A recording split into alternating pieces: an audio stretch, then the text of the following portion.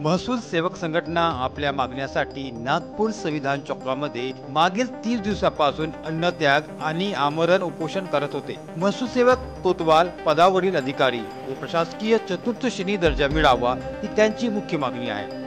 या मागणीसाठी राज्यभर विविध ठिकाणी कामबंद आंदोलन सुरू झाले असून नागपूरमध्ये देखील हे आंदोलन सुरू होते।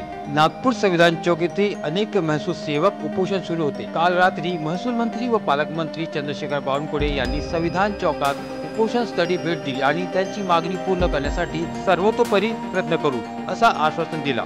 त्यानंतर आंदोलन मागे घेण्यात आले। आपण पाहतात महाराष्ट्र हलचल 24/7 न्यूज। मुख्य संपादक धनंजय तरारे यांची ब्युरो रिपोर्ट। निश्चितपणे आपल्याला आश्वस्त करतो जास्तीत जास्त प्रयत्न मी तुमच्याकरता जेवढा प्रयत्न करतो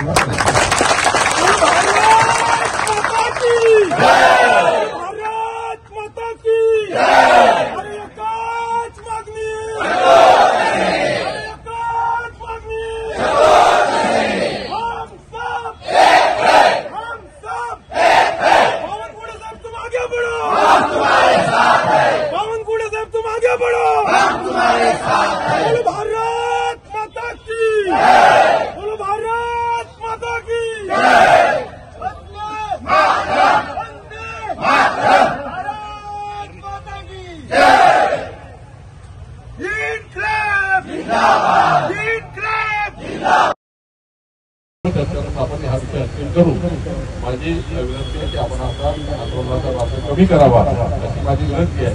शेवटी निर्णय आपल्याला करायचा आहे। आपल्या आंदोलनाला खऱ्या अर्थाने खूप दिवस झाले आहेत, त्यामुळे आता जास्त वेळ आंदोलन न करता हे आंदोलन या ठिकाणी स्थगित करावं अशी आपल्याला विनंती।